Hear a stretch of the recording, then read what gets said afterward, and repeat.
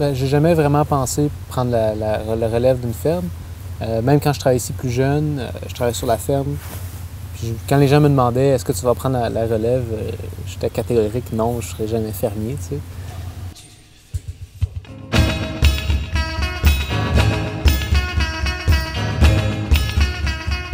Et mon nom c'est Justin et puis c'est ma première année en tant que fermier. Moi, je suis Sophie, je suis la copine de Justin, puis moi aussi c'est ma première saison en tant que fermière.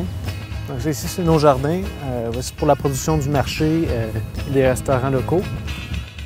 Oignons, échalotes, roquettes, mesclun, épinards, radis, carottes, betteraves, kale et d'autres betteraves. Mais moi, dans le fond, j'étais étudiante en soins infirmiers. Donc, mon train de vie, c'était juste très occupé, toujours à la bibliothèque dans mes études. Je courais à mes stages, je revenais, j'étudiais tard à l'école. Donc, j'avais pas beaucoup de temps. C'était un train de vie assez occupé. Puis moi, j'essayais en même temps d'avoir une vie avec mes amis, tout ça. Moi, j'étais étudiant en informatique. Je commençais ma journée, je travaillais à l'ordinateur. Après ça, j'avais des loisirs, encore une fois, à l'ordinateur. Donc, c'était très monotone comme vie. Justin, mon père a toujours dit « Ah, je pense qu'il va devenir fermier. » Il y a 5 ans, il m'a dit ça. Moi, je disais non. Mais finalement, moi, j'ai vu qu'à l'université, tu étais moins heureux. Moi aussi, de mon côté, j'étais de plus en plus déprimée. Puis les deux, on était dans une moins bonne passe. Puis quand son oncle a mis en vente la ferme, j'ai demandé à Justin, j'ai dit tu voulais pas l'acheter, toi, puis tu fais des plantes dans ton appartement, ça t'a toujours intéressé.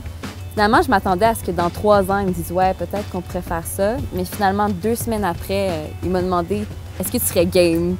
Là, moi, je me suis dit oh mon Dieu, tout de suite. Mais j'ai dit, OK, je suis prête à l'essayer. Puis finalement, ça l'a déboulé depuis ce temps-là. Bien, c'est que tu travailles pour toi-même. C'est ça la différence. C'est tes produits, c'est ton projet. C'est pas quelqu'un qui te dit va faire ça ou va cueillir cette carotte-là maintenant. Tu peux prendre une pause puis le faire plus tard si tu veux. C'est la différence. Pas mal. Bien, je pense pas qu'on vit mieux en campagne ou en ville. Ça dépend de tes besoins, puis c'est à toi d'aller les chercher. J'adore Montréal, j'adore faire des sorties de théâtre, tout ça. Sauf que moi, qu'est-ce qui m'a poussée à aller en campagne, c'était vraiment de prendre ma santé en main, dans le fond. Mes parents étaient pas mal très surpris. Je vais te dire, ils sont encore très surpris. C'est 2 avocats. Donc, pour eux, ils avaient peur qu'en devenant fermière, vu qu'on roule pas sur l'or, ils avaient peur que je manque de quoi. Je le fais parce que j'aime vraiment ça, puis que c'est un milieu qui me rend foncièrement heureuse, puis que j'ai appris à me détacher pas mal du matériel.